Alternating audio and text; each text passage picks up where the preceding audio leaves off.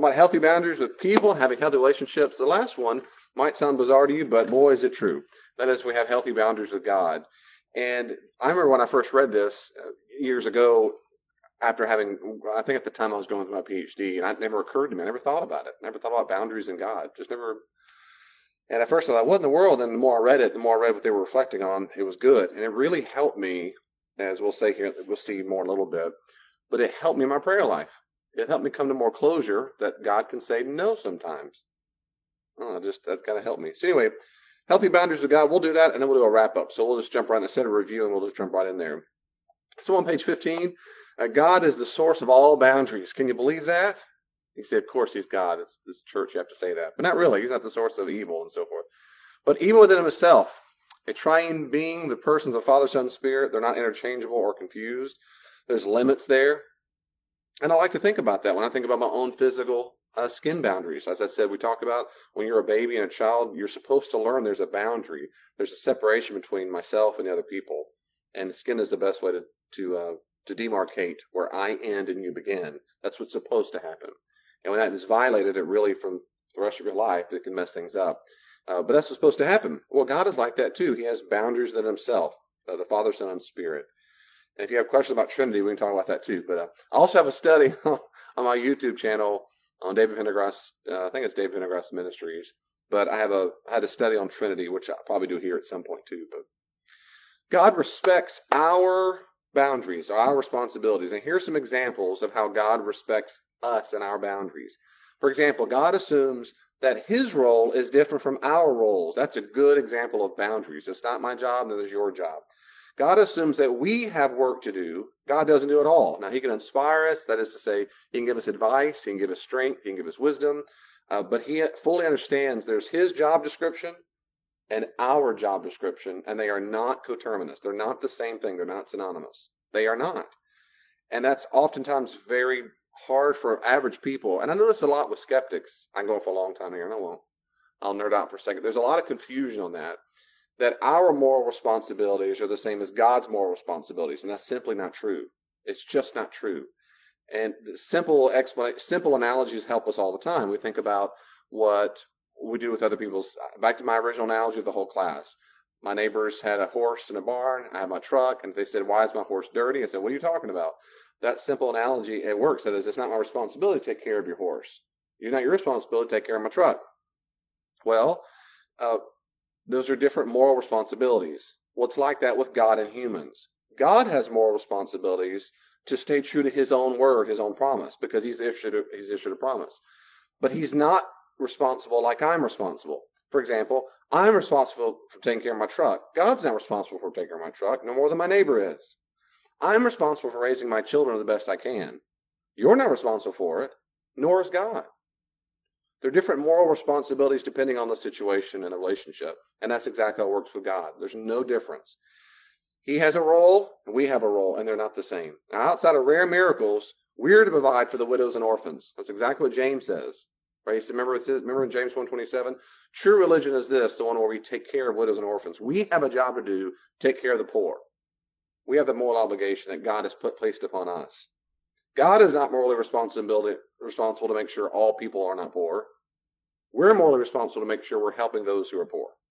We are to provide for the financial need of others. That's exactly what Paul says to Timothy in 1 Timothy 6 to 17 and 18. And we can read it if you want. I have the reference here. 1 Timothy 6, 17 and 18. Those who are wealthy are supposed to take care of others. It's our responsibility. God could make money appear. He can make food appear in a belly. Bread could just show up and I feel full. What happened? I must have eaten pizza. God could do that. That's not his moral responsibility. He doesn't want to do that. He wants us to make sure food gets in their belly and their financial needs are met. We're to make disciples. That's why he told his disciples, go make disciples. He didn't say, it's been real. What do we do, Jesus? Oh, no, we're done. That's cool. Thank you. I'm going to appear in a dream for billions of people. I don't need you. Well, he doesn't need us, but he does want us. And that's the difference. We are here to make disciples. We are to grow in our salvation. Philippians 2:12, right? Continue to work out your salvation with fear and trembling, for it is he who has a work will within inside in you. And on it goes. You see the difference? I want to pause there for a second. Does that make sense? He has moral responsibilities. We have moral responsibilities. Not the same. And that's how we can be held accountable, because we have a job to do. Just like if my children's job to clean their room, they get in trouble. It was their job to do. It wasn't my job to do. It's your job to do. Also to be praised when they do it well, because they did their job. Good job.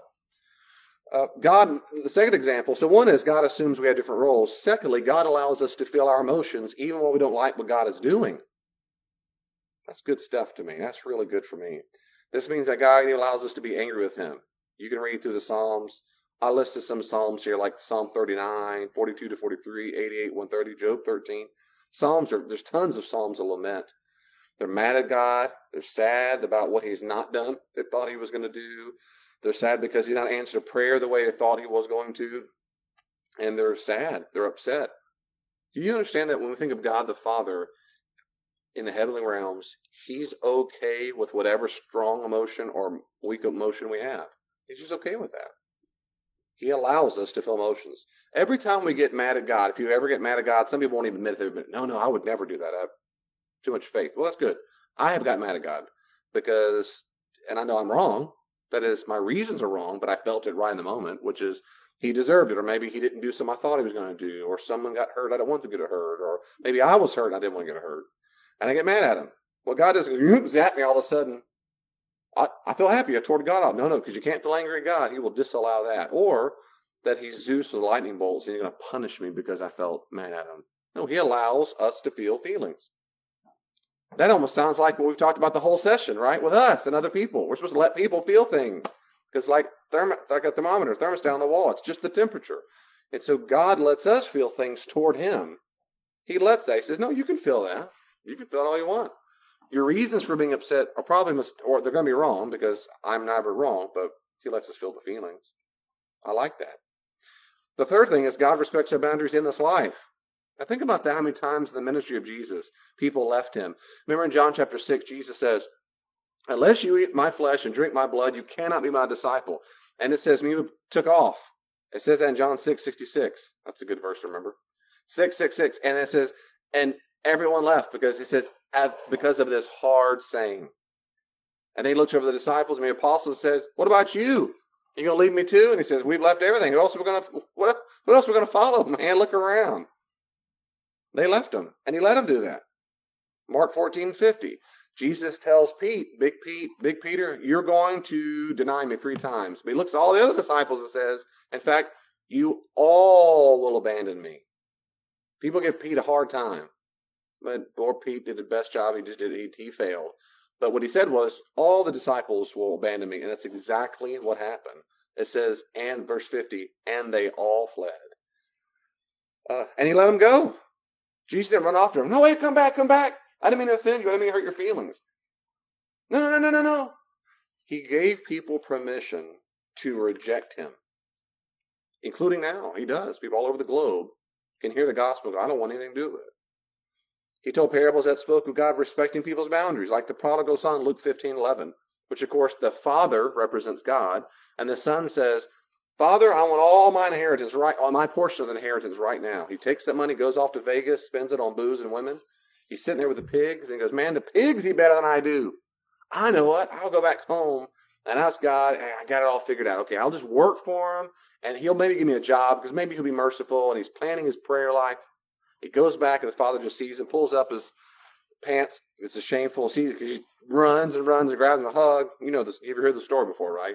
So he allows the son to get it and run off. He allows that. God always gives people the freedom to receive him or reject him. He does.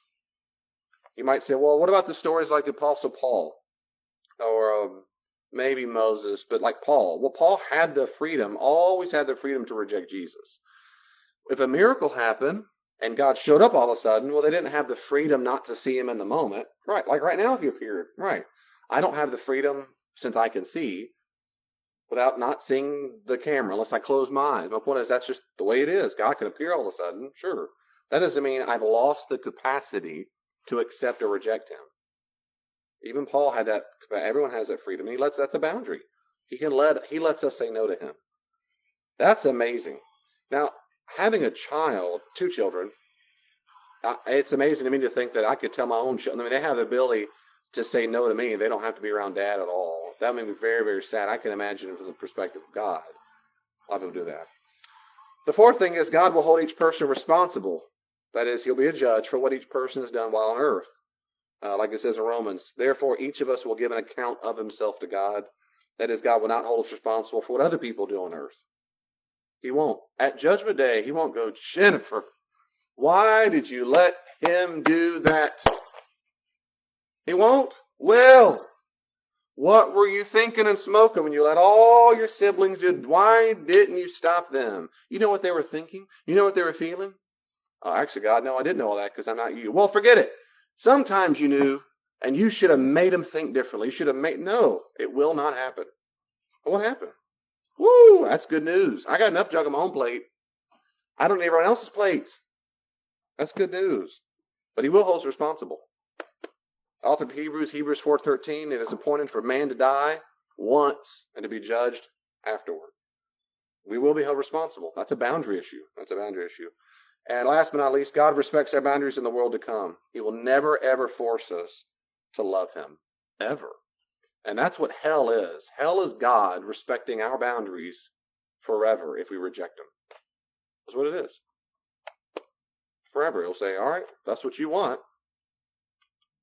I want to give you what you want. You want me, I'll give you that. There's forgiveness and love and purpose and everything and the ultimate good there is. If you don't want me, you don't have to have me. I love what one person said, being with Jesus. You ever been around people who are, maybe you look to them, they're funny, clever, they're kind, they're humble, and people like them all the time. They make you kind of sick, like, oh, they're so likable and they say the right thing all the time. And on top of that, they're handsome or pretty or whatever. It's just, if you find yourself going, oh, especially if you really find that person a challenge to you, you're going to hate Jesus. You'll hate him. Because if you feel a little bit towards other mere mortals now, not mere, but if that's how you feel now, you're going to really hate Jesus. Everyone likes him. And the world will come, everyone will look up to him. Everyone will love him. He'll just, oh, they love him. And he'll say, I won't make you be like that. If that's too much for you, if that makes you mad on the inside, I won't force you to be in my presence. Now, that will be horrible. Childish people go, yeah, that'd be great because hell's going to be full of partying. They've never, ever studied hell in the New Testament. But it's like asking a meth addict, isn't it awesome? Yeah, I'm addicted to meth. They've got acne all over them. They weigh 40 pounds. Everyone they've known has cut them off because they've stolen all the money they've stolen all their property. Now their whole family's addicted. They sleep on the street and vomit and urine. Yeah, I'm living the good life. I do what I want. It's like that if you don't want Jesus. I mean, it's ridiculous. Any rational, normal, sane person goes, I don't want that. Yeah, but I get to do what I want to do. Mm-hmm. So what? To me, that doesn't make any sense. It doesn't make any sense. I don't want to do what I want to do because that's what it means. In the Christian worldview, that's what it means. You live like a meth addict and you're proud of it. But God will respect our boundaries and go, hey, you want to be a metaphorical meth addict? I'm not going to force myself upon you. Now, let me pause here for a second. Any questions or comments about God respecting our boundaries or how God demonstrates these kind of limits? My job, your job, so forth. Any question or comments? Anything? Online too? I didn't use it because it's echoey. I'm yelling at the camera so they can hear me. Yeah. All right. Now, any questions or comments? Anything? Ever thought about that before much? No? Yeah? I had never thought of it in those terms before, like God has boundaries, until reading the boundaries books. Like I said years ago, but I thought, man, that's true. And now I see it all the time. I mean, I read a narrative of the gospel and by Jesus saying this or don't do that or do this, and those are boundaries. Pharisee gets mad at him, tries to trick him, or they run off because, oh, who does he think he is? And God just lets them go. He's respecting their boundaries. My children were little. I had them use it. I said this last week on purpose that if you train children with the vocabulary of boundaries, it's very good. And as soon as they could almost talk, they were saying things like, respect my no. No, Hayden, respect my no. That's his mom. And Julie would say the same. I'm kidding. Julie said that all the time. Said, tell him, Hayden, respect my no. Dad, he's not respecting my no. God respects our no. Okay, bottom of 15. We should respect God's boundaries. God's always responsible for what he wants and feels. Always responsible for what he wants and feels. He is. Yeah, he's responsible. Parents should never, ever say this to children. Oh, that makes God very angry. You know what you made God feel? Golly, I'm 4 years old and I made God feel something. What if he doesn't get over it? Does God need therapy? The answer is no, he didn't know. Now, listen, we tell people sometimes that doesn't make God happy to do that, but sure, I get it, right? If we're telling the children about the nature of sin and consequences, let us say it's not a good thing. I just prefer, theologically speaking, saying God, that's not how God designed life, and that's not good. That doesn't make God happy. That's not the way God wants. So if we emphasize things like it's just a fact, it's not good, it's not right, that's not the way God wants us to live, it can stay away from this vocabulary that I'm responsible for how God, and old kids up there in heaven, they picture maybe like a Santa Claus figure. He's all of a sudden, he's just distraught. It makes God so sad when you do that. Knock that off. But a lot of people never grow up out of that. They become an adult and they still think they're walking around and your daily choices make God feel things. God doesn't need therapy. So we don't make him feel anything. The biblical narratives throughout Old and New Testament can give metaphors for God feeling a certain way. Fine. It's a way to express God's disposition toward us. He loves us. He feels compassion. So great. Good. But the idea that I'm responsible for making him feel a certain way is nonsense. Just like we said before, I don't make you feel something. You don't make me feel things. My beliefs are already inside me. And then how you treat me causes my beliefs to make a feeling come up. That's how that works. Outside of sensations, like if you slap my hand and my body sends signal like I just did to my brain and says, oh, that stings. Right? There's a physical. But any kind of emotional thing I feel is up to me. It just is. And I go on for tons of examples with that. But that's why when you meet people who are wounded and maybe they went to a car wreck before and I were driving down the road and I hit the brake pad and they go, what happened? What? Well, you make me so upset. No, I don't make you anything. I hit the brake pad. I don't make you feel anything. What happened was you're scared and you have a little PTSD of the wreck, and this feeling, this sensation going forward reminds the brain of a trauma you went through. But I didn't make you feel that. And you didn't make me feel that if you hit the brake because I haven't gone through the trauma. It doesn't make me do it. It's based on beliefs or the way you looked at me. Where does that come from? When I was a child, my mom used to make that. There it is. But I didn't make you feel that. It's based on beliefs. Well, we don't make God feel things. We don't make him feel things. We certainly don't make him have a disposition toward us. He's responsible for his own feelings. We won't responsible. Is God sad? It's my fault. I hope he gets over it. I hope God learns to forgive me. That's not on us. That's not on our shoulders. God will feel and desire and do whatever he wants to do. Whatever he wants to do. So he has a response. He has a disposition, but we're not morally responsible for his long-term feelings. God always has the right to say no to us. He has the right to say no whenever he wants. Paul said this to Corinthians. I asked God 3 times to take this thorn out of my flesh. God said, he didn't say in the translating Greek, it said no, but he says, no, my grace is sufficient for you because my strength is made perfect in weakness. That's a big fat no. He said no to Jesus. I had a sermon not long ago on prayer. We talked about God saying no. I gave several more examples of when God says no. That's a boundary.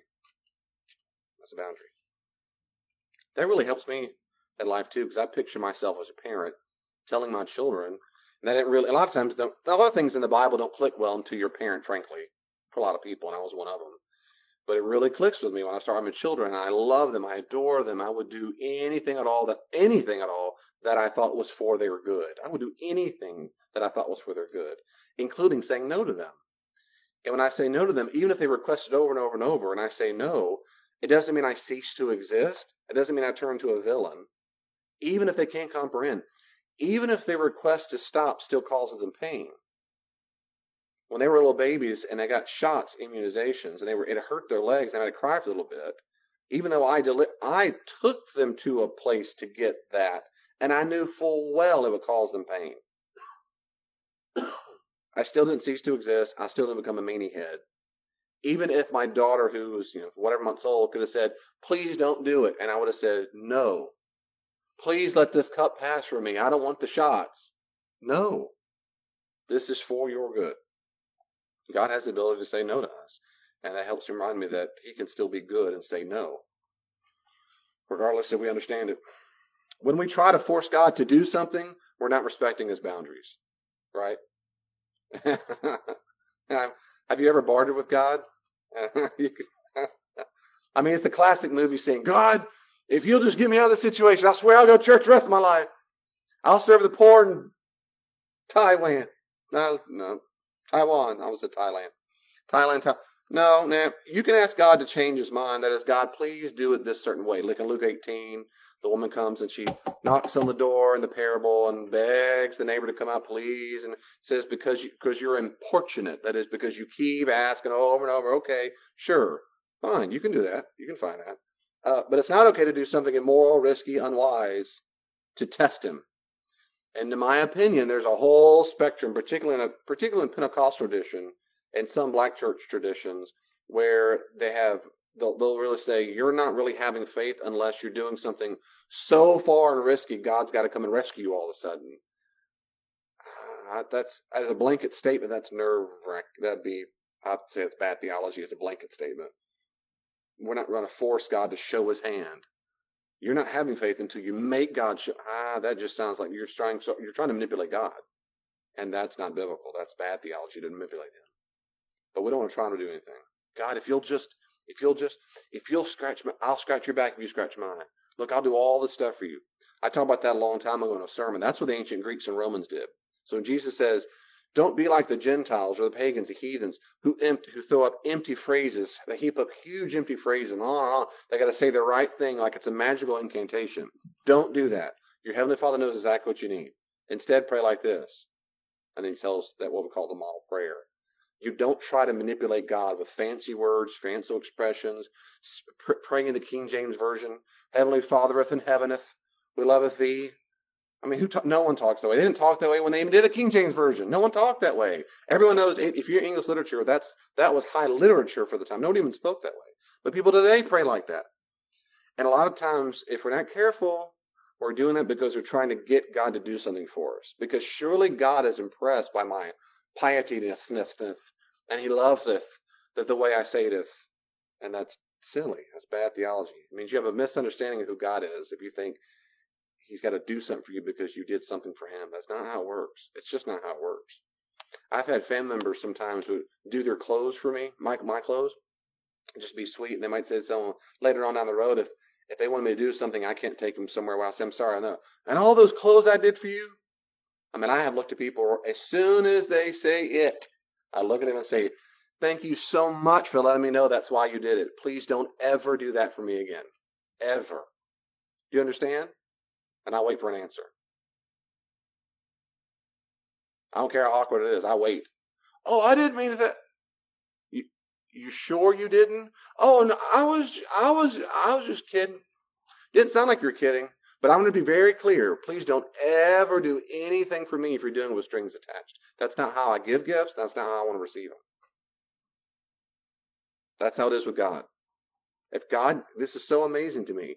When God does something, I'll talk about in a second. When God gives, he's not because you forced him. You didn't show him his hand. God never feels guilty. Never. He never feels manipulated. Look at that bottom of the thing at the bottom of page 16 there. Because exactly, whatever God does, he does utterly freely. It is utterly free. He's never under any compulsion to do anything ever. He's never driven by guilt or manipulation. He never resents what he does. He gives and loves with absolute freedom. Think about that. The closest you can get to God saying God is under compulsion, the closest you could get is what I believe, which is one Christian way of understanding morality called the divine command theory. That is, something is morally binding if God commands it. There's different theories. That's probably the dominant Orthodox view. It's not the only view. So if God gives himself a command, then he has to follow it. So it's like God promises to do so, and he says, and I'm faithful. Well, he's got to be faithful because he just said he's got to be to himself, as it were. There is no moral commandment above him. That's the closest you can get to a concept of compulsion or moral duty. But besides that, it's still no other creature that could conceivably exist makes God do anything. When God saves you, it's just because he loves you. It's just free. You can't pay for it. You can't give it. Even if you tried to, you'd say, what are you doing? C.S. Lewis is exactly right here, which is amazing. We might try our best to give God everything we are, and we still don't do that because we don't give him everything we are because we're humans and frail and sinners. Moreover, whatever it is we give him of ourselves was already his in the first place. He said, you're like if I give my son $5 and he said, Daddy, I want that money. I want to buy you a treat. Well, great, but I need $5. Can you have it? Give me $5? Well, sure, here you go. Well, I still am pleased with the gift he gives me, but no one in the right mind thinks I'm better off on the $5 deal. That was my $5. I'm glad you took it to buy some, but it's my money. At no point was it ever yours. It's like that with us and God. At no point are we independent. So we finally give to God and serve his needs, or serve his will, rather, his will. Good. It was already his in the first place. And if he gives something to us, he says, I mean, wonderful, but no, that's not why I did it. But I was a good boy. That's not why I did it. I was a good little girl. Not really, but that's not why I did it. I mean, that's amazing to me. It's because I prayed just right. I sang just right. No, the lighting was just right. No, nope, nothing you do makes me do what I do. It's just a free gift. It's just a free gift. When I give you peace or wisdom, strength, endurance, when the fruit of the Spirit works inside your life and heart, it's just a gift. It's always just a gift, and it's a phenomenal gift. Now, when we maintain anger or resentment because he didn't do what he wanted, we're not respecting his boundaries. Think about that. Remember my analogy a while back? If you remember on the one boundaries with spouse, I said it helps me tremendously when I do parental counseling, is to help a person see the distinction between a need and a treat. You remember that talk at all? A need and a treat. So if Elaine gives me cookies and puts it in my mouth, that sure is a treat. If Elaine bakes the cookies, that's a treat. Now, why is that a treat versus a need? Because whose job is it to make sure I have food in my belly? It's my job. It's not her job. So whatever she does, tonight she made tacos. Praise Jesus. That was a treat. It's not her responsibility. Well, okay. The second this is how you know that you've got all twisted. When you start treating someone else's treats like you think they're your needs to be met, you start resenting them the second they don't give it to you. That's it. Where are my cookies? Hey, woman, where are my tacos? She can say, hey, dude, wish you the best. The beef's over there, right? That's what we do to God. That's exactly what we do to God. It's a childish response to God that we all have when we don't get what we want. It's a way to try to punish God by not doing what we wanted. And it's, in psychological terms, you say is we're not respecting his boundaries. We're just not. And so those who abandon their faith in God, they almost always do so from a state of immaturity. Very few people are reasoned out of the Christian faith. There's better counter evidence for the resurrection of Jesus. I have never met a person who got out of Christianity because they found better evidence. Ever. I've heard so many talks from former Christians, and they are overwhelmingly ignorant and a lot of them incompetent. And they heard someone else who spoke very authoritative about what the real word in the Bible's been translated 400 times. And they go to this, and they read that one book, and all their faith was gone. No. First off, that's not why they. Anyway, I won't get. They all, in my experience, 99% of the time, it's just a state of immaturity. They got hurt. They felt abandoned. They withdraw that devotion and love because God didn't know what they wanted. They cut God off for making the villain because his wishes were not their wishes. And that's it, period. It's a very hurt. They do from a state of woundedness, not from a state of fully whole, healthy, reasoned, look at the evidence approach. I've never met a person who did it that way, ever. I've read books or portions of books from people who left the faith who said they do it for that reason. One guy in particular who's well known, he was a Christian for a long time. And in his opening to the book, he says the reason why I left the faith, in italics, is he was doing some sin. I think he was addicted to pornography or something. His community, he felt rejected at his church, and something else, another rejected, and then he abandoned the church because he felt so hurt. And then that was it. And then he started reading books that oppose Christianity and then kind of acts like it's all this rational. That's not why he left the faith. He left it for emotional reasons. He was hurt. I have deep empathy for that. I love people, all people. But say those who struggle and want Christianity to make sense and they're wounded, man, I have deep and I get it. But it breaks my heart when I hear that because that's what's happening. What they're doing is treating God, they're like a little child, they're mad at daddy in their mind. He didn't do what they want. It's a way of saying they didn't respect his boundaries. If God said, no, I didn't heal your mom. No, I didn't save your marriage. No, the baby is going to die. Well, what kind of God? Blah, blah, blah, blah. And they're out.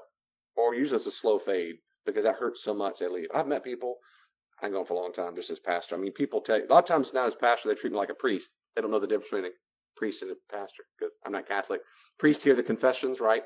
Everyone else doesn't. And so anyway, that's one difference is, but the treatment like that at Walmart, doesn't matter where I'm at. Usually they'll start, yeah, I need to go to church a long time. Or I'll say, do you practice a particular religion? No. When I was a little kid, my mom died. I've had people say that. I go, I'm so sorry to hear that. And they go, yeah, like that's it. In other words, that's not because they found better evidence. It's because they're mad at God. And because they don't respect his boundaries. And if you said, no, I won't save your mom or whatever it is. If you don't trust him, if you don't know him, then that's it. So I'm going to pause here because we're done with the part on God. And that one goes pretty quickly. But any question or comments about boundaries with God? Anything at all? Anything at all?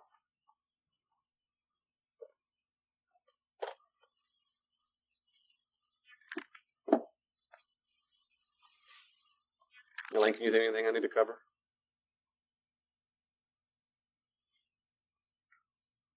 I think when I started thinking about God having boundaries, it made me think of God more as what we should, which is a personal being who wishes and wants things and certain things and not everything. Just like I'm a person and a being and I have certain wishes and desires, God's the same way. He's the same way. And the idea that God gives freely and only, he can only give freely, not because I do anything to make him do it. That's powerful. And that'll preach, and I do preach. It's amazing. We'll talk about this when we come to Christmas season. I think about that when Jesus was born. I think we talk about the gift for all people and so forth. I mean, that's just a gift. It's just a gift. A lot of us have not experienced that in relationships. A lot of us we're no people or siblings or parents or spouses, and they give things just with strings attached. There's always some ulterior motive. They're trying to get ahead or trying to get something, or you got to pay back later on. And a lot of us experience that in our relationships. To think God never does that. I think that's amazing. It's amazing. It's amazing. Page 17, we're wrapping up. When you start establishing boundaries, here's what's going to happen. Now, some of you have already started doing this, praise God, and hopefully you'll start telling some stories. Number one is you'll get angry when people don't like your boundaries. It will make you mad. That's the first warning sign, is that you are establishing healthy boundaries for yourself. When someone's trying to violate your boundaries, it's going to tick you off. And you pay close attention to that little bit of fire that's coming up. Like, man, why am I mad right now? What happened? Think about it. I bet the odds are pretty high. The odds are someone just trying to violate your boundaries. They didn't respect your no. Maybe they cut you off in traffic, or you said, hold on, or you're at the store. Maybe it's something real minor. Maybe it's some comment they made. Maybe it's somebody said, I don't want to eat there. Come on, let's do it anyway. You go, like there's something makes you a little angry. That's good. That's healthy. That means you're growing up into boundary lovers. When your boundaries are violated, manipulated, controlled, you should feel anger. That's a good, healthy sign.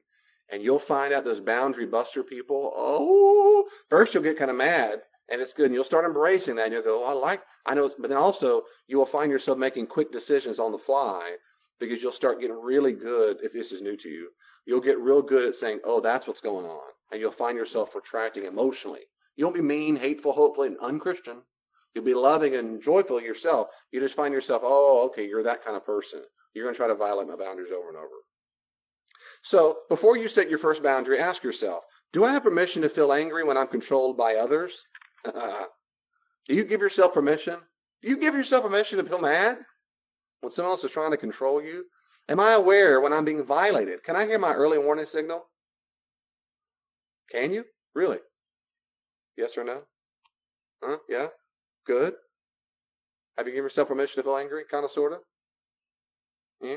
Girls, what do you think? Give yourself permission ever? Ever thought about it? It's okay if you haven't thought about it. It's all right. I'm so glad you're here. This is healthy. This is what healthy looks like. Transformers. That's what healthy looks like. You need to give yourself permission to go, you know what? I'm serious about it. I give myself permission to start feeling angry if someone is trying to disrespect my no. If someone's trying to control me, manipulate me, guilt messages, oh my, mm-mm, mm-mm. Guilt messages, and we all know we hear them. You need to call them out as soon as you hear them. Nope. That sounds like a guilt message. No, I just think you need to so and so. I hear this, what you think I need. Thank you. I heard you. All right, you just acknowledge it, but you don't, that stuff. Just tell the truth like it is. Just, I'm getting mad. Even if to yourself on the inside, just like God does. God just tells the truth, be honest. So that's the first thing. You know you're getting healthier when you start getting a little angry. Now, anger, of course, expression is healthy or not healthy. Throwing things across the room, cussing them out, that's not, I mean, you've lost control. You need good boundaries yourself. All I'm saying is you start feeling violated on the inside, someone's trying to beat down that wall. And if it works, it is whose fault? Huh? Yeah, it's your own fault. Yeah. Yeah, make that wall taller, sister. They can't jump over every wall. I guarantee they cannot jump. I guarantee they can't. Some walls are so stinking high, you're never going to see ya. See ya. That's up to you. Now, if you're really wounded, you've been hurt, your wall's real narrow, and everybody hurts your feelings, and everyone's offensive, and you're just, the word is, you're just fragile. You're just a fragile soul, and you're like a little fragile eggs, and everybody's look just hurts your feeling, everything, because you don't have good boundaries at all. And you're happy when everyone else is around you happy, and you're real sad when everybody's sad around you. And you want everyone's approval all the time. It's a very low self-esteem, very, very low walls in your boundaries. Healthy people are not like that. Healthy people have standard, normal, healthy boundary walls all the time.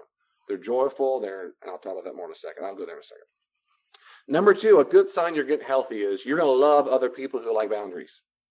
Oh, man, you'll like them a lot. You will find yourself attracted, not necessarily romantically, just attracted. Man, you get drawn to them. You love it when someone looks at you and lovingly, kindly says no, and you said no, and they go, oh, it sounds cool. When they make us feel safe, and we say no, not make us feel, but that's the expression, right? When I feel safe around oh my goodness. That means when they do what they can to help you feel safe by saying the word no, by respecting our limits, man, that's good stuff. We can give love freely that way, son. Ooh, that's good. You will like those people. You'll like it.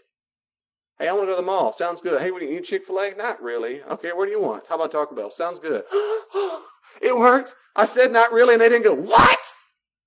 You should like Chick-fil-A is much healthier than you. And the problem is you don't know how to eat food. And if you were not like your mom and fat and ugly, you'd be, okay, I'll go.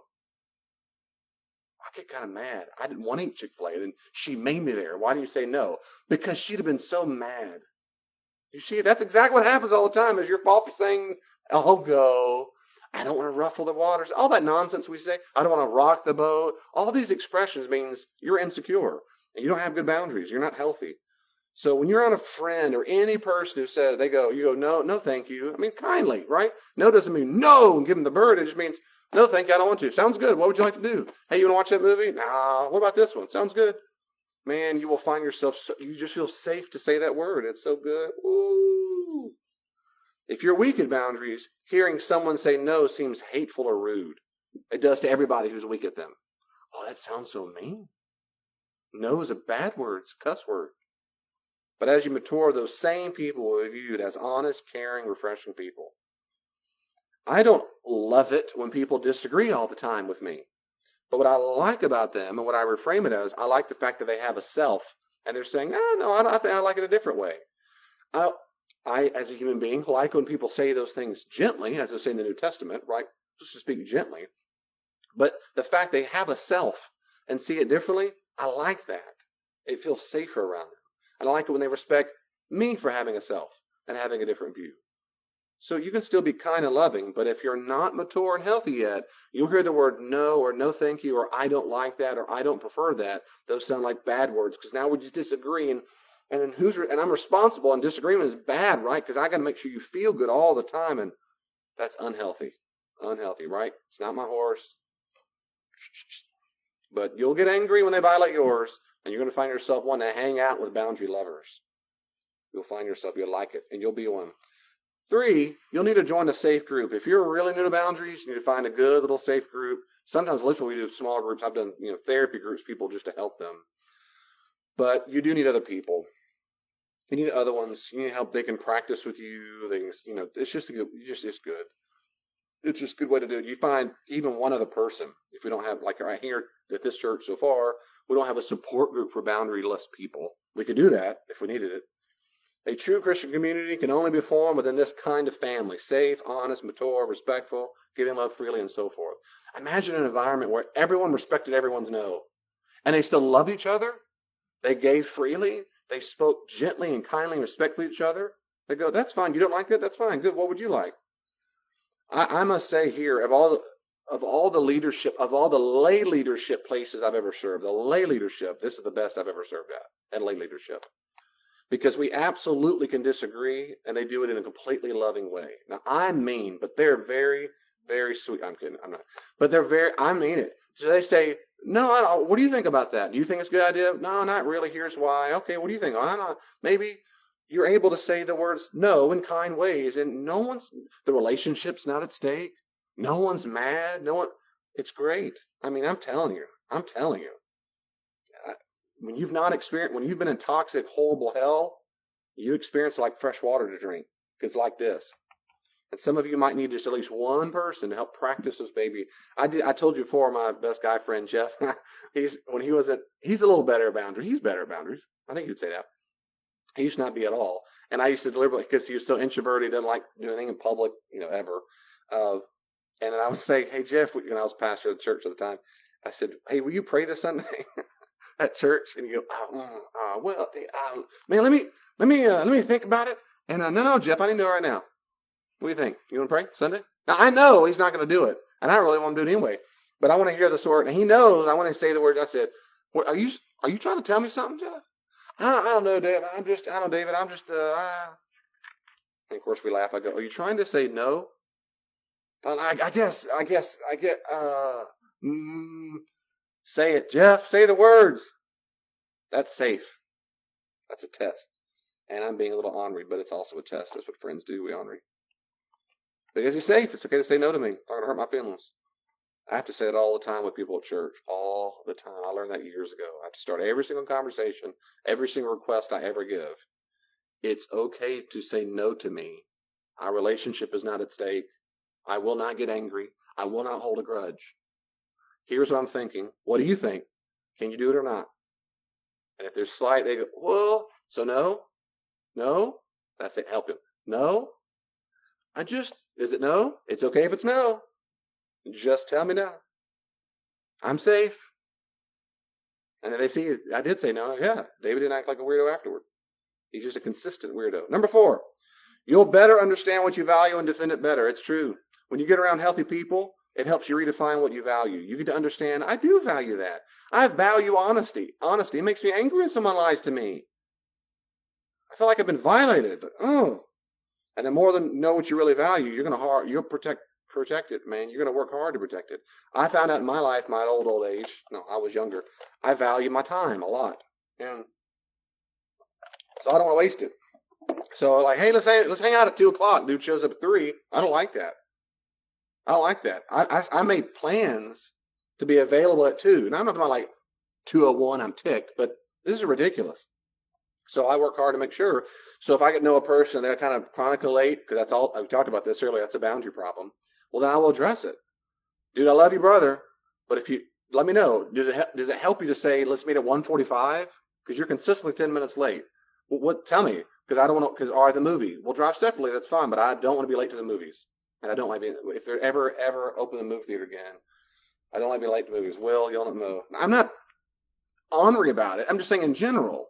I want to show up basically on time. But that's my point. You go on examples of values that you'll understand more and more. And a lot of times, look, you have to work backwards. Sometimes Zane's going to go, oh, I'm mad. He might go, I'm mad. What are you mad about? Oh, I don't know. Well, think about it. Think about it for a second. What made you angry? Did you have a conversation with someone? Did something happen on the way home? When did you start feeling angry? Yeah, around lunchtime. What happened at lunch? You work backwards, sometimes realize that is what happened. Well, he did blah, blah, and I didn't want to do that, and he's still trying to make me do it. That's it. It's a boundary violation.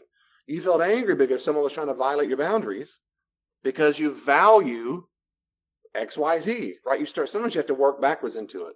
Once you're angry, figure out what was just violated. That's your value. That's your pearl. That's your treasure. Does that make sense? Sometimes you don't have to go backwards. You just say, here's what I value. I know what it is. You'll know. You'll know what it is. But it's cool because you like to defend it better. Nah, don't do that. Don't do it. 5, practice your baby nose. You got to practice them. Just practice your baby nose. Baby steps are key. You practice them to other people who love you when you're no. Don't give up when the other person fights against your no. Remember, if they are immature, they will react in some form of anger, physical or verbal. They're going to. You can't give in. They will fight. If they are a baby immature person, no matter how old they are, and they fight against your no by trying to guilt you, manipulate you, yell at you, fuss at you, cut you off, call you names, all these things little children do when they don't get their way, and they do it to you, it doesn't mean you're wrong. It means they're unhealthy. And in that situation, you're the same one. In that situation, the little baby didn't get their way. You can't give in. You can't give in. And if you're not ready to have a conversation with Michael Jordan of Boundary Busters in your home, don't do that first. Practice baby nose first. Would you like fries with that? Right? Just practice no. No, I don't want boundary. I don't want fries with that. What if it hurts their feelings? Not gonna hurt. I'm not responsible for the feelings, right? You practice baby. So by the time you can have those conversations with a person you know is going to be very upset, you know it's coming. Just know it's coming. Prepare for the boundary buster to be mad at your no matter how kind you say it. Thank you so much for the invitation, but I can't do it this year. Well, why not? Now, in your response there, it sounds like you're angry or upset. Are you angry or upset? Well, I thought we were going to do it. Oh, I'm sorry you're upset. Well, you going to do it or not? Oh, no, I already told you no. Why not? Sorry you're upset. It feels like you're really angry. Well, tell me more what's going on. You see, I'm not giving in. I'm expecting them to get angry and upset. And every time they do it, it reminds me that I'm healthy and they're not. Which means someone's got to be healthy in the conversation if you're ever going to get out of that sick dance. And I'll do more role playing here in just a second. But don't give up. You got to practice the baby steps. You celebrate them when you do it. I said no to fries today. And then you celebrate with that friend. Yeah, high five. Good for you. I did that. My friend Jeff said no about saying no to prayer. Good job, Jeff. I said, good job, Jeff. High five. Well, it's not no. It is a big deal. It is. And even when that person fights against that no, you can't give up. Don't do it. And every single time you have a boundary done well, every single time, understand that it's a good job. You got to celebrate it. Celebrate. I had a boundary today. I said the word no thank you, or I stood up for myself when someone tried to violate my boundaries, or I talked about it. I really feel like you're trying to manipulate me. I really feel like you're trying to make me feel guilty. Is that what's going on here? Man, nip it in the bud. David, I could never do that. Yes, you could. Mm-hmm. So let's practice. First off, any questions about that? Any comments, questions? Okay, and the time we have left, unless you just sit there in total silence, then we'll just stop it. But this is actually, it's usually, hundreds of people in the class. We have plenty of data. If you think of a person in your life, and you have given you names you don't want to, right? Just a person in your life who you think of right now would fight against your no, or they've had a history of you of boundary busting. If you've had a difficult time with them, if you want, I would love to role play with you. What I would do is you be that person, and I'll be you on your best boundary day. You did it this week. Spectacular. Via text message. I got him to listen to me. And you refused to talk on the phone. He wanted to talk on the phone. I'm repeating it for the camera. You wanted to talk on the phone, but you refused. Good. You said no. Took 20 minutes to get there. Wow. Good for you for saying no. Now, what took 20 minutes to say no? To get him to understand. So, because he sought to understand it, or because you kept trying to get him to understand? Okay. He wanted to talk. He would not give. I just needed a simple yes or no answer, and he wanted me to talk to him on the phone to get there. Right. He wanted to talk to you to figure out why. He wouldn't accept a text message. So he was disrespecting your no, or saying, nope, I'm not going to receive that no. I'm going to find out why. You're going to call him now. Now, and that's good. Now, good. So the next level would be is when someone doesn't understand something, what's your moral responsibility in that moment? Yeah, to walk. It's not your job to make sure they understand ever. Good. I'm glad you tried. I'm saying that encouragement for all of us. Keep going. First, it's never your moral responsibility to make sure they understand. Well, David, what about I never explain myself to anyone ever? Well, the answer is no, you don't have to ever. But for people who love us and we love them and they're kind, normal, basic people, sure, I give an explanation. Imagine for a second Will like me. And Will said, Dave, let's go to the movies. And then I say, man, I can't do that. And he goes, why not? I don't owe you an explanation, Will. Well, I could say that. And if he were my friend at all, he'd go, you're right. Okay. See you, man. Have a good night. But I wouldn't say that. I'd say, man, I just don't like you anymore. I would give him some reason. Washing my hair. I would tell him. But normal people, that's fine. I still don't need to do it. But I'm doing it just because I want to. It's a loving act. Yeah. Why? And I said this, but to keep repeating this is so important for all of us. We all know those people who will keep trying to push back that no. And well, why? Well, why? And you can do what you want. In my view, I'm always 2 no's in before I drop no more explanation. Because those people, you'll know them real quickly. Now, especially the man of whom you're speaking, I know who you're talking about enough from your perspective to know you already know him well enough. Well, let's imagine those are clear as day examples. What about people, someone at Walmart or whatever, and well, why blah blah? And you give an explanation. You're just being kind. You don't need to, right? Because I don't owe you an explanation. Like I'm talking about children. I don't know. Unless you're the Lord Jesus, I don't owe my spouse. I don't owe you any explanation. But I'll do the first time. Well, second time, well, why blah blah blah? Now I'm dealing with a boundary buster. The second time they come at me, I know I'm not dealing with a normal, healthy person, and I don't give them the time. After that, then I say, because I don't want to. Well, why blah, blah, blah? I don't understand. I believe you. Anything else? You said, I believe you. So good for you. Good for you. I mean, we all know those people. Maybe not. Maybe the little ones don't yet. But adults have met people like that who, well, and that whenever they do that, they're like little children working up, and it's a way to try to control you. Whatever you tell me, some are really good at that. Anything you give them is like ammunition or data to manipulate right back on you. And so the only way to stop that is to not give them any else. So good for you for saying the word no, and good. So is there any examples you can think of now that I can role play with you? Anything at all? Anybody? What about friends that try to push their convictions on to you to be your convictions as well? Okay. Or like what they believe about something, try to push that on you. You don't believe it, then well, you just don't know what to talk about. So what about friends who try to push their views on you, and if you don't have their views, then you don't know what you're talking about? Yeah. So then let's play that for a second. Okay, I'll be you, and you be whomever this person is. Oh, I have to come up with a scenario. Well, Zane can help if you need to. Whatever. Take political. It'll go real fun. Oh, well, there has been that. Okay.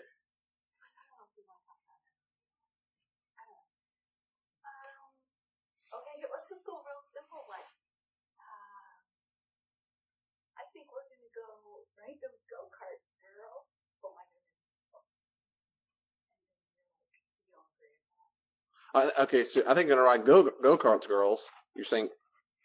So the other person says, "Let's go ride them," and I don't agree with that. Right? Or you want me to be that person? I don't know. No, I'm you. Okay. You're the pushy person. I'm the pushy person. Okay, so your idea is to go ride go-karts. My idea. Okay, so I'm you. Hey, girls, let's go ride go-karts. You want to go do that? Oh my goodness, that is so dangerous. I don't think that is a good idea. It's so dangerous, not a good idea. Oh, okay. Well, your kids don't have to go. That's right, they're not going to go. Well, good. Well, is that good boundaries on their part too? I mean, staying up for them and what they believe. Is it good boundaries? I guess so that we're done. So period. Is it good boundaries on their part? No, it's not. Whenever we try to,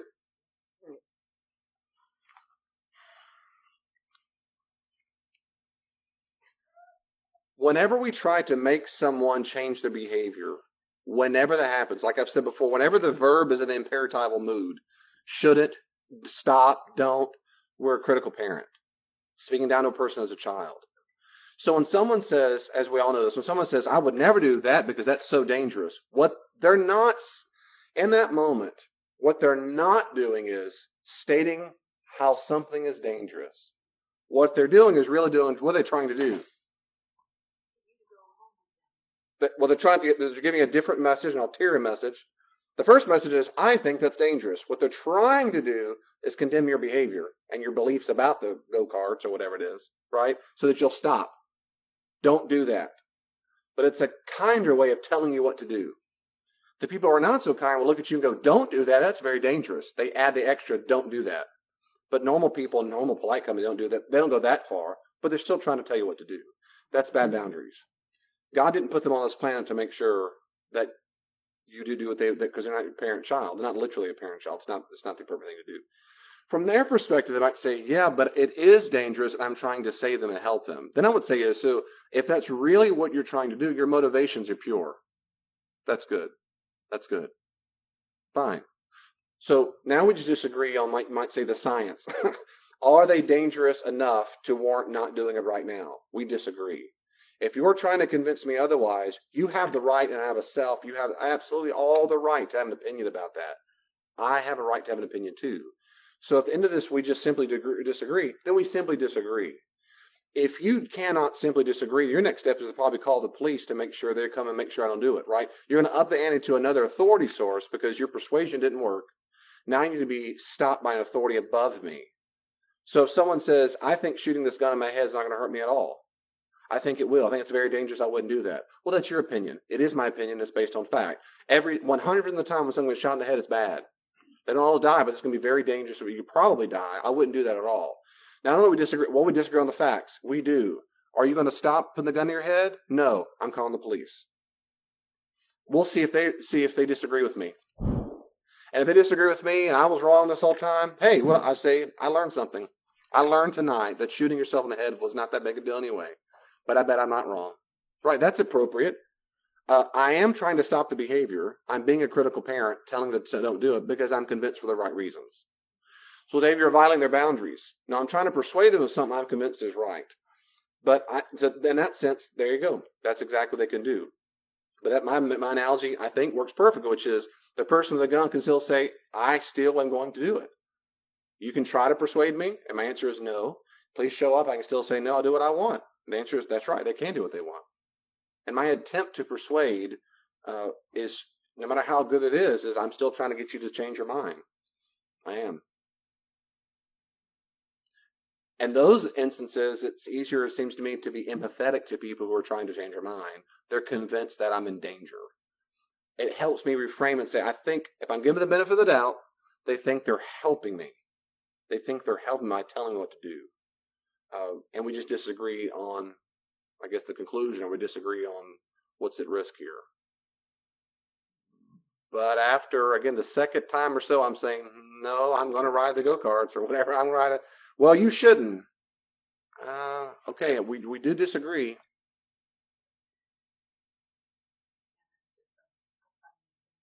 Yeah, we just disagree. What was the other one? Homeschooling, was that one? Okay, well, give me an example.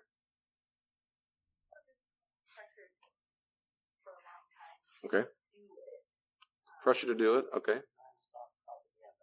Okay, propaganda. All right. So I'm you. So both of y'all can do it together. So I'm y'all, and the person's giving it to me. Give it to me.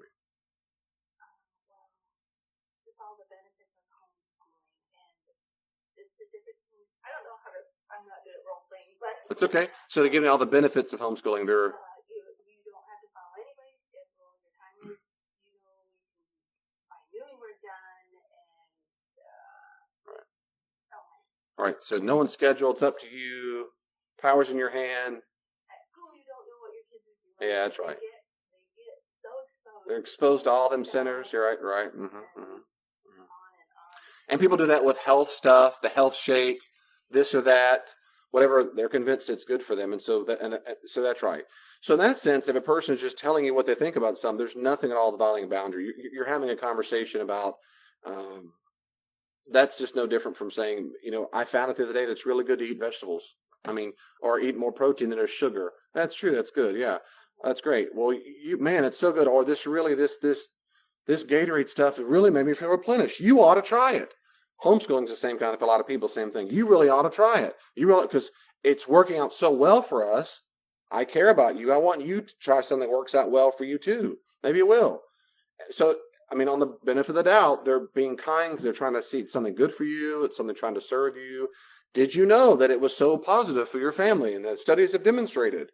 Great. Thank you so much. Thank you for all this data. That's wonderful. Thank you so much. That's good. But they start violating your boundaries when you say, no, thank you. I don't want to hear about it anymore.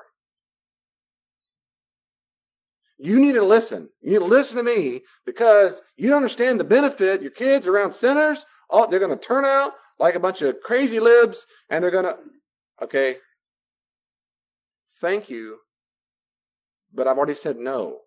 That's not what I want to do. Well, why not? And as soon as I look at me and going this nature, I've already told them my boundaries are getting, does this sound familiar at all to you? This kind of, so if you ever say no, thank you, yeah, oh, you haven't said no yet. Okay, well, until you say no, they're going to see, maybe thinking, well, I'm going to keep trying to persuade them because, in benefit of the doubt, it means they think that what they're trying to persuade you to do is good for you and good for your family. And they might care about you and love you and say, we really think it's the best for you. A lot of times when I've heard that particular topic happen or different topics like it, it's not so much that they're just trying to help you as it is they feel various emotions and have various beliefs about homeschooling and parenting and being a good mom that they then transfer to you. So if you say no to it and I'm still doing it, am I doing something wrong? Have I missed something? I must be a bad mom or dad. I'm missing something. And so the more I really get you, if I can get you into it, then I start feeling better about what I'm doing. And all kinds of things like that can motivate a person to keep trying over and over and over again. They can, but as soon as you say no, thank you, and we still keep trying to persuade you, then you have every right. I mean, what I do, if they keep trying, I raise my hand up, just a gentle no, thank you. I appreciate your willingness. What I receive as you're caring for me and my children, man, that's very sweet. I mean, I appreciate that. I really do. But we've decided not to do that. But thank you, though. Well, you just need to. Now it feels to me like you're trying to violate my boundaries. I mean, I use that vocabulary, like you're still trying to persuade me. Can you help me understand why it's so important to you that I do this? Why is that?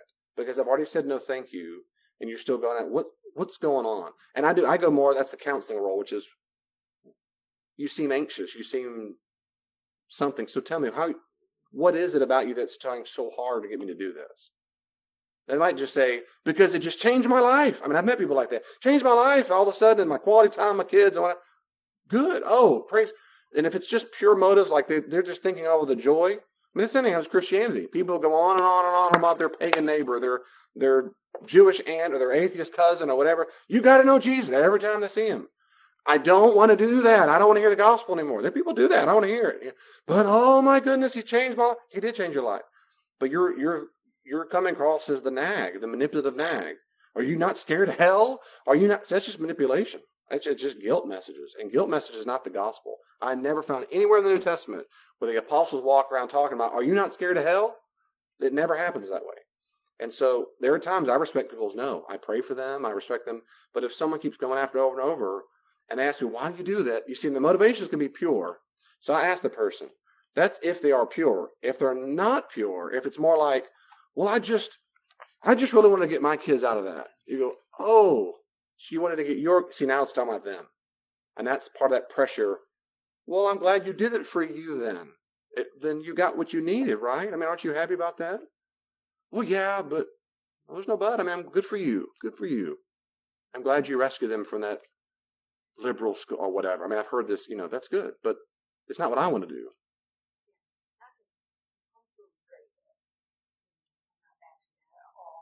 Sure. It's just pressures we felt from different Sure. people.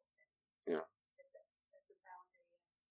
I've never said stop talking about it, but you know. And you can if you want to. You can say stop talking about it if you want to. Now, the thing about, I mean, technically speaking, the best way to say it is not stop talking about it, because you become a critical parent to a child, right? We never want to turn to the parent. Instead, what we can say is, no, thank you. I'm not interested in that conversation anymore. Or no, thank you. I won't keep talking about it. You can if you want, but I won't. Our minds are made up. Thank you, though. That's what boundaries state, what you value and what you're going to do. The second you try to tell anybody else what to do or make them make them understand, make them get it, make them say yes, as soon as you do that, you're bad boundaries. So instead, good boundaries is, here's what I'm going to do. No, I'm not discussing it. Oh, no, thank you. I don't want to talk about that anymore. Which is different. You see, that's very different from, you need to stop bothering me. Nah, now you turn to a parent, you're trying to violate their boundaries. They're not your child. And that's what we want to do when we're defensive, right? We want to just leave me alone. That's critical parent. Healthy people go, put their hands in their pocket. No, thank you. Yeah, we've thought about homeschooling, but we don't want to. Well, I think you ought to consider it. Thanks. Anything else? Or you just change it? That's a good example. It's a good example. So I'm trying to say in such a way that you're honoring their benefit of the doubt, that they're meaning something well, but nevertheless, it's okay to say, no, thank you, I don't want to talk about it. Sorry. Was it Zane or Will? Yeah, I got one. Please. So, I guess the scenario would be, you have a engagement, you're going, but it's not critical. So you're going to work out. You have plans this Saturday, you're going to go work out. Okay. And I helped you remodel your bathroom. And I'm remodeling my bathroom this weekend. So it's, hey, David, I'm remodeling my bathroom this weekend. Can you help me remodel my bathroom? And your response would probably be, no, sorry, I'm going weightlifting or going to the gym or whatever. So my scenario would be, but I helped you remodel your bathroom. Like, you owe me. Man. Like, help me out, guy. Like, what are you doing? Okay. So a person helped me remodel a bathroom, and he wants help remodel the bathroom, and I'm you in this situation. So I'm going to the gym on Saturday at 2, and he wants remodeling at 2. And I go, oh man, I can't. Well, first off, in that example, I might remove my gym schedule. But let's say it's something else I can't move. Maybe I commitment with my wife or something. So in that example, I might say, sure, I can move my gym. I can move around to try to help if I want to help. Yeah. If I can't, because if something comes up, because I may have said this, this can go on for 30 weeks, but we always have time to do that. Every time someone says, I didn't have the time, they're lying. What they should say is, I didn't want to do it. We always do what we really want to do, period. In parentheses, except when we're an invalid, we're stuck in a hospital bed. In normal routines of life, we always do what we want to do, period. And if I wanted to do it, I would have done it. So it's not because I'm busy. I want to hang out. That's not why you haven't hung out. You haven't hung out because you don't want to. What you want to do is work. What you want to do is hang out with someone else. Or what you want to do is sleep. What you want to do is eat. What you want to do is go to Illinois. The point is, anything else trumped you. You're down on the list. So if you're really gut level honest, tell the person, I kind of wanted to, but not that much. I had 7 other things I want to do more than hang out with you. That's why I didn't do it. It's not because you didn't have time. You didn't want to do it, period. But people don't want to say that because that just sounds so mean. It's not mean at all to say, no, thank you, I don't really want to. So if you don't really want to, you say those words. You say, man, no, thank you, I really don't want to do that. If that's what the case. First I can just say, no, thank you, or no, I can't, right? You can add, I don't want to if you want. That's your explanation. You don't owe an explanation. So if the person says, but I helped you, and you go, and first off, I am so glad you helped me. Remember that time I thanked you so many times? I took you out to dinner. I'm so thankful for that.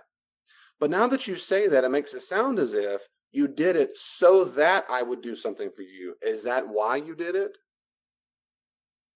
Just call it right then and there. And they go, well, yeah, I thought you'd, oh man, I didn't know that at all. Wow.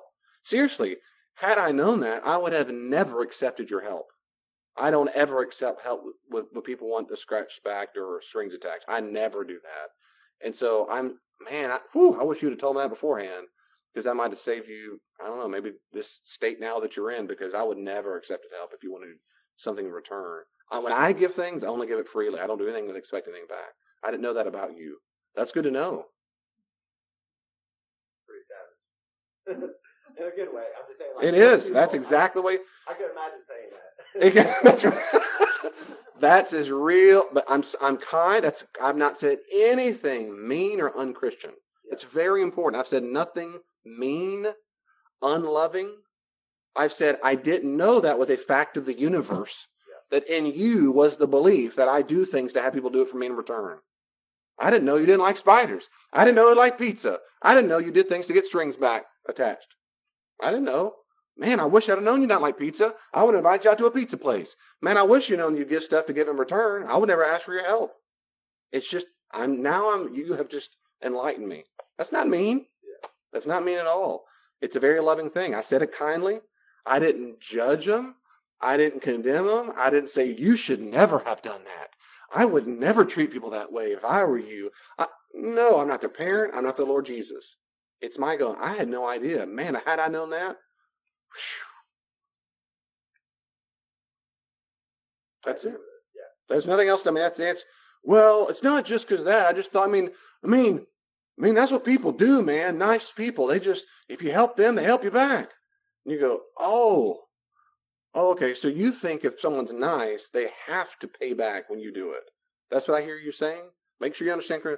Well, yeah, I mean, normal, healthy people, man, they want to help people because they help them. I go, oh, okay, gotcha. I understand. That's it.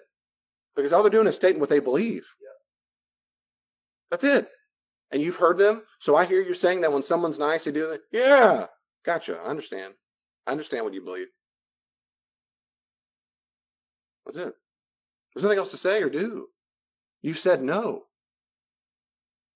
That's no different from them saying, I think pepperoni's the best pizza in the world. So you think pepperoni's the best pizza in the world? Yeah, I do. Huh. What's your favorite color? We're just giving me all the list of things you believe. That's it. Nothing you say is about to change my response, which is, no, I'm not helping you with the room. Nothing. I'm sorry you're angry. I'm sorry you're upset. I'm sorry you're sad. I really am. I am sorry about that. I hope and pray that you're able to process that. I am. I had no idea. Obviously, like I've already said, had I known that you did things to get things in return, I would never have done it and put you in this scenario. I'd never have known that because I'm not that way, and it didn't occur to me. It didn't occur to me to ask. We're just different. That's all. So, I'm sorry for that misunderstanding. The person. So let's say, for example, you said no. Let's say you can't do it at that time, and that's maybe more likely. You say, well, oh yeah, well, I can help you. I can't do it Saturday, but is there another time you can help? And the person says, no. I mean, I helped you. You did. Now we're back to that topic again, which is, no, wait, when you said it like that, it kind of sounded like you did it for, and I would exactly straight down that path. That's me though. See, that's a lesson to be learned. That's a belief I want to know about people if they're serving me. Is that why you did it? Because I will never have time out on that. I will never ask you again. So I would go down that path. If he said, no, man, I just got to have it done soon. I go, man, I'm so sorry. I really wish I could help you. I would help you. I've got these commitments I have committed to that I value keeping my commitments outside of emergencies. That's an integrity issue for me. And I'm going to hold that first. If we're in danger or a real scenario where I have to cancel, like you're a victim, then I'll cancel plans, but you're not a victim. You just need help. And I'm sorry. I wish I could help you, but I can't on Saturday. If you can wait till the next Saturday, wait till Tuesday, I can help you, but I can't Saturday. So I've given an explanation. I've claimed back to boundaries. I'm articulating what I value, even for my own strengthening. I value integrity. I value keeping my commitment as much as I can outside of emergencies, and it helps me even be more emboldened. That is what I value, and I want to protect it. More than I value his feelings being hurt because I didn't help him. I'm not responsible for your feelings. And if that person was healthy at all, they would go, oh man, bummer. Okay, no problem, thanks. That's exactly what they would do. Because they respect no. They know there's things that come up. Well, what are you doing on Saturday? My radar. Ding, ding, ding, ding, ding. We got a boundary buster. I've got some commitments I've made. Well, I mean, what? You keep asking me a lot. It feels like you're trying to get me to change my mind. Is that what you're trying to do? See, I'm not going. I know. See how the path you want me to go on? I'm not. Ding, we froze because that's exactly what's trying to happen. No, I'm just saying. I mean, why can't you get out of it? I can't. I make commitments. I'm just. They don't throw that ball at you. Just drops. Boom. How about that? Well, good. Does that help at all on that kind of scenario? Yeah. When you call out that dynamic, it's going to help you feel empowered. It will. You say kindly, lovingly. You don't fuss. You don't judge. Ask clarifying questions. Is that why you did it? Help me understand more of your motivation. I mean, really, ask more. Get clarifying questions on there. And when you leave the conversation and they're still mad, think about it for a second. What are they mad at? Did you call them a name? Did you cuss them out? Did you judge them? What are they mad at? They're mad that you didn't do what they wanted. Oh, okay. I can deal with that all day long. That's what children do. That's what we all do. All right? We get mad. You parked my parking spot. We're just mad little babies. And then we get over it. That's all that's happening. It was Cloud or Townsend. I love they said this years ago, for me at least, and it clicked. They said, you always want to make the right people mad. That's exactly right. That's exactly right. That set me free in some areas of my life. You always want to make unhealthy people angry. Not want, but you want to because you're doing a healthy thing. It makes me happy when unhealthy, sick people are mad at me. I go, oh, because I can spot unhealthy. Now, my radar is pretty clear. But healthy people get mad at me. I perk up a lot and go, what did I do? Does that make sense? Yeah. But little babies get, oh, you're just mad because you didn't get your way. And I've dealt with a lot in church too. A lot of people like that. A lot. Because when it comes down to it, it wasn't theology, it wasn't Bible, it wasn't Jesus. 100% of the time, it's they didn't get what they wanted. Oh, these changes, and he did, and the way he looked at me in the sermon, it was just I didn't get what I wanted. They leave the church. Well, I don't want them to leave, but I'm going, okay, that's the right person to make upset because that's not healthy. It's the normal, healthier people that come to me and say, David, I've noticed you keep cussing people out or something. Let's talk. Well, I don't do that. That's a joke. Anyway, my point is that's when I listen to those people. People I think are healthy. And you might have siblings. I'll stop. What other examples? Any other examples you can think of? If they want you to drink, want you to eat, want you to go to this place, yeah, kind of peer pressure. I did that when I was a kid. I shouldn't have. It was bad boundaries. I did it. Yeah. Well, I stopped, but I did a lot in youth, and it worked. It worked, and in college, it worked. And a lot of times it was for fun. Like you want to go hang out. It wasn't, hey man, will you take this package? Don't ask questions. Go take it to Zane. He'll give you some water. Don't worry about the cash. I didn't do that kind of stuff. That's not different Zanes. Totally different. Totally different.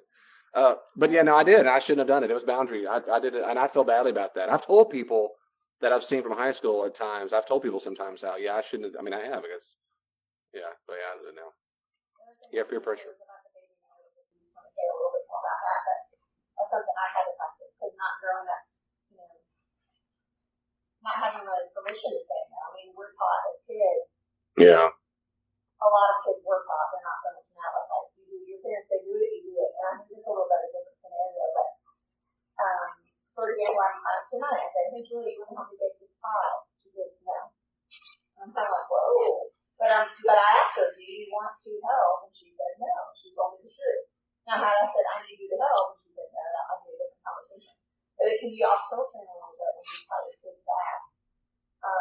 But at the same time, I want them to be able to have a safe place where they can say no to certain things. Just like I don't feel like doing laundry right now. I'm not going to do it. But I'll do it later. But I don't know. So practicing that at home is important. Yeah, here. So two different things. One is practicing baby no's, and the other is allowing our children to say no to us. That's right, baby no's. You can think, what are some areas in your life about the baby no's? You can think of areas where you could start practicing no more often. Really, where are some areas or an area or anything that you could practice saying no, or no thank you, or I don't want there, I don't like that, or let's not do that? Anywhere? Work, school, home, gym, Walmart, anywhere? Seriously. How to say no to yourself. Wonderful, wonderful idea. Yeah, that's called self-control in the Bible. That's what self-control is. That's exactly right. Saying no to yourself. No, I won't eat more chocolate. No, I won't buy those donuts. I ask myself no all the time to go to the grocery store, pass them by the bakery. I mean, I will say it in my mind. No, keep turning, keep none to see here. That's a real no. That's a one of the things I told you about, and as a healer type, you want, when you talk about minor fears, you want not camaraderie, but people to get along. Unity, yeah. Uh-huh. So the disagreement, like having that conversation, well, you help me, I'll help you. You kind of like, I don't want to have that conversation. I just don't like it. But something little that I started practicing on, I realized, and I mentioned this before, but I realized when I talk to people, if they were talking, I might not agree with what they're saying, but I was shaking my head, yeah. I hear you, but I'm thinking, I don't agree with that. And I might be saying, for example, homeschool's the best thing ever. And I'm shaking my head, yeah. I'm thinking, no, I'm an educator. That's not my opinion. I have a very different thought process. And we can talk about it, but I mean, I'm just throwing that in the table. But the point is, I don't have to even non-verbal. So practicing even just to keep my head still. Not nodding was a big deal for me. And so that was a way to participate in that. Yeah, and I encouraged Elaine a long time ago about that. Helping her practice was, stop shaking your head yes, just to get people to agree to you. That's right. I don't agree. Well, then why are you shaking your head? I want them to feel like I'm agreeing with it. I want everybody to feel happy and warm and cozy. That's a boundary problem. So a lot of times too, when you're in leadership positions, which I've been in and a lot of you are, people will come to you and they'll tell you the way you should do something. And a lot of times it's easier to just agree with them and let it go. Say, oh yeah, well, so what I did, instead of saying yes or whatever, I started saying, well, thanks for your input. Or I started kind of practicing different kinds of responses.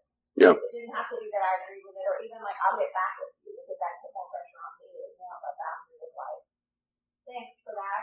Or if I wanted to think about it more, I'll consider that, or I'll talk to the right people, but not, oh yeah, I'll get back to you, putting more on me. I put it more on. Okay. If a person, in leadership, if someone comes to you in leadership, it happens in leadership, certainly in churches. If someone's coming to you giving ideas, that's great. But there are people who give ideas because they're being a critical parent. And usually you can tell very quickly by tone of voice, by posturing, by the way they say it. It's not an idea. It's you need to, you ought to. As soon as they say the word need, ought, should, they're coming at me critical parent, which I immediately don't like because of my boundary. I'm not your child. And you're trying to talk to me like a child. If someone is extra bossy, I have found this works really, really well because it makes the right people mad. As you say these simple words, thank you so much for your opinion.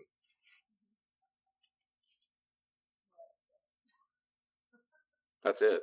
Because critical parents who are in that script, that is in general in life, they're just critical parents, they do not ever see their view as an opinion, but God's honest gospel truth. And they don't see them, they're not the same. And so I said, what you need to do is blank. Well, thank you for your opinion. I don't like that at all. But that's a way of saying demarcating right away. I heard it, I received it, and I'm categorizing exactly what that is, and they're not going to like that. Well, no, I just found that it works. Good, thank you. Good, cool. So back to you were saying internal no's. Anything else you want to say more about that? Practicing baby no's on the inside? Did you have anything more there? Before Elaine rudely interrupted you? Okay, so at work, I had a customer ask me if we did grooming on Saturdays. And I automatically know the answer is no. But I still had to be like, I have to ask my boss. Because at the split second, I could not bring myself to actually say the word no. And then when I turned around and I told my boss that, then she got upset with me because now it's on her that she had to like, this is the stuff I deal with on a daily basis. There are two boundary boundaries. That's such a great example. That's a great example. It is right. Are y'all open on Saturdays? The answer is no, but I'm afraid to even say the words no. So I ask someone else, hey, are we open? Then they're mad at me. That's a great example of something you know the answer to right away, and you still feel compelled to preserve their feelings.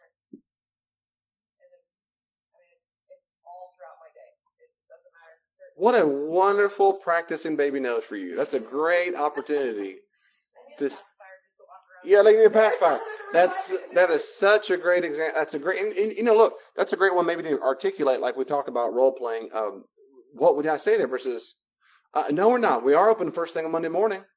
Like, if you think of something ahead of time, But it's an anxiety thing in me. It's not that I knew I could say it. It's just at the split second it kind of caught me off guard, and then all of a sudden, like in my mind, I'm like, oh, I just can't say this right now. Like I no, couldn't bring myself. I agree. I understand fully what you're saying. I'm saying practicing exactly what to say will help it come out quicker. And even writing it down, typing it seriously on a piece of paper and say, no, thank you, or no, we can't. Leave me alone. Stop calling me here. You're annoying. That's exactly right. Just something and that's a great example of a good baby step. Know that these are strangers and people. It can be much worse with someone we really, really care about. We've got years of practice of bad boundaries, and we're trying to slowly change that Titanic. Someone I don't know at all. Sometimes it's easier to say, no, nope, sorry, we don't. So that's a good place to start. And if you start there, start praising yourself very quickly. Another little tip is this has been very helpful for me personally. Very. Back to the bathroom example of changing the bathroom, whatever. If people say, well, why not blah, blah, I did it for you, is just immediately go the healthy route. That is, the longer you pause more, it tells your brain it's worth being scared about. If you do it long enough, it's how phobias start. And you start avoiding it. If you start avoiding those things, avoiding it, you have a phobia. You become conflict avoidant. And then every time someone ever disagrees about anything, your heart rate just races up. And now heart racing is fine. It's what you do with it. So what I'm saying is to really diminish how much your heart races, anxiety, all that is you just go for it. So as soon as they say, hey, are you open on Saturday? Nope, we're not. Just don't even have time to pause. If someone comes up, well, I did that for you. Oh, that's good. Is that why you did it? Just don't pause and I'll write them an email. I'll write them a letter. I'll call. Don't wait. Just as soon. Just trust yourself. And that takes practice. And that's kind of like, trust yourself. The anger thing can be good too, because that kind of makes me feel angry if somebody would do it because they want me to do it with them. Yeah. Boy, that strikes me as very unfair. Not that to like be mad at, not that to like sit there and yeah. But to go, wow, I didn't, kind of like you said, but I didn't realize that was in you. Like, that kind of upsets me that you didn't think, just to kind of let the anger be there instead of just. Absolutely. I've told people, I've said, that doesn't sound very common. I thought our friendship was different than that. Or I thought the nature of our relationship was different than that. Wow, I didn't know that about you. That's good to know. Oh, man, that's upsetting to me. I didn't know that about you. Just right then, you're stating how you feel. You're not being unchristian. You're not calling names, judging, telling them they ought not ever do that. Let that be to God or Scripture or something. But you're, wow. No, we're not. Just blah, blah, blah. And it's practicing with people who are saved. It's practicing. Something came up with my mom, and I disagreed with her. She didn't, she came back, and I disagreed with her, but it was like, I know my mom's gonna love me regardless, and she's not gonna admit that whatever it was, the wrong or whatever, but it's okay, but I still said it, and I felt good that I said it. There you go. It may not change behavior, but she's big, and to you, I can say no. I want to. The more scared you are of saying no, you're scared of their feelings. I guarantee you, the more of that you are now, say 0 to 10, if you're like 7, 8, 9, 10, I guarantee it's because as a child, you had some very dysfunctional parents at some level. Because you felt overly responsible for their feelings. And that usually when you feel overly responsible for a parent's feelings, it's the parent's fault. At some level, that is, they cause you, or that makes me sad that you do. That makes me angry, or they cut you off, or they abandon you for 3 days because they're mad at you because they did whatever it is, you didn't clean your room. It taught you somehow that a relationship is at stake if I don't fix this. Yeah. Authority figures. Yeah, very often it's parents, but it can be authority figures, someone else. Yeah. Mm-hmm. Go ahead.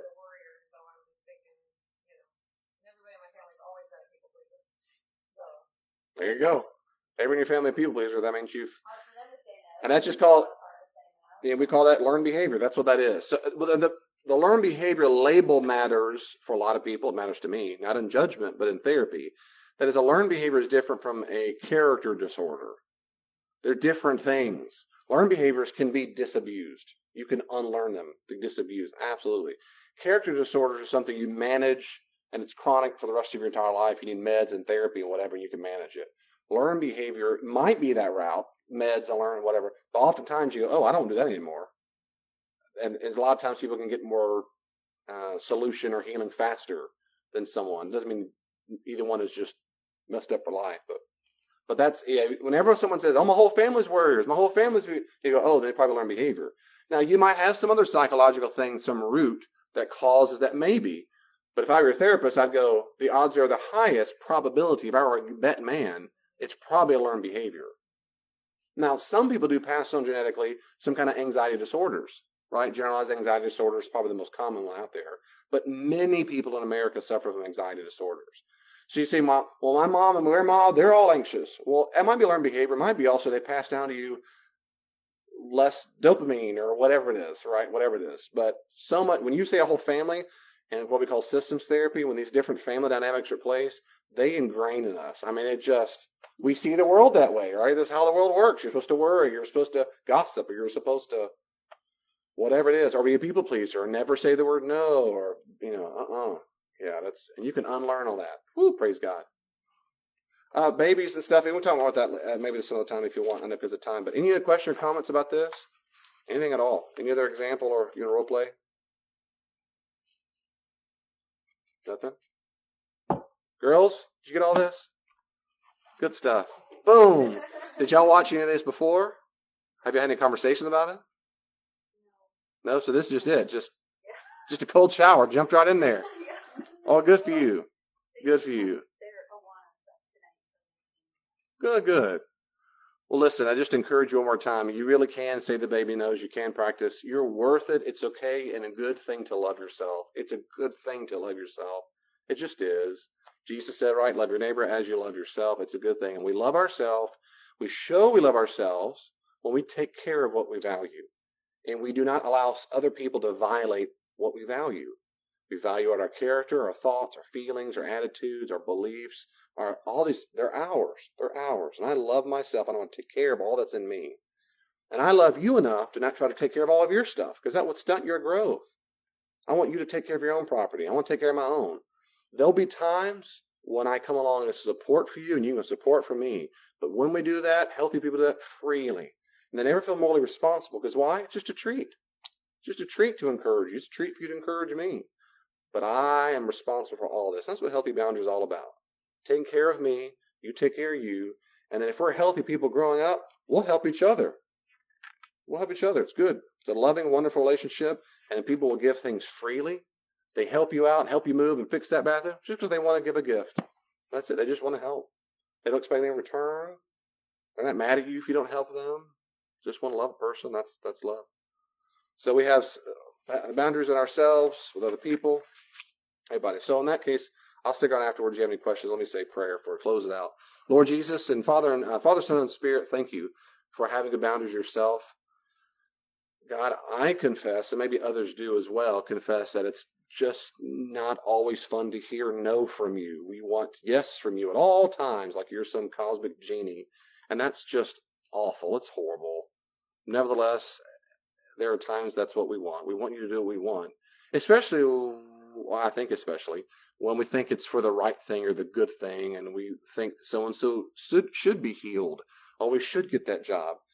Lord Jesus, help us trust you, know that you know how the impact of all these consequences will be for the kingdom and for our planet for centuries. You know all of it. Help us trust you that you're a good God and you see the whole picture, and that your no is a good no. That your own boundaries within yourself, boundaries in Scripture, boundaries with us. Help us also have boundaries with you. That is to say, not try to manipulate you. That we respect your no. And we don't go after you thinking that if we perform a certain way, then you'll perk up. Any kind of that bad nonsense theology. Help us instead see what you are, a loving Heavenly Father who has will and wishes and desires, and that includes the word no when you want to be no. Just like you told Jesus that no, basically, that cup will not pass from him because it serves the purposes of the kingdom. Lord God, we need your help, of course, all through our lives. We have relationships with people. Help us be healthy people. Help us grow up, mature, get our wounds healed, get our learned behavior out if it's unhealthy, and certainly if it's sinful. Help us stop all that stuff and get it out of our lives and not ever be part of the problem of a dysfunctional relationship.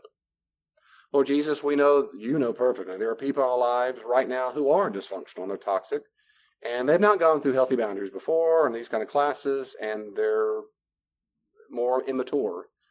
Help us not try to fix them or control them or manipulate them or guilt at them or be angry at them instead, or stay in a state of anger, of course, but instead focus on who we are, what we value, and loving ourselves, and try to defend that, not turn into the person who tries to change or fix other people, just as much as you don't do that for other people either.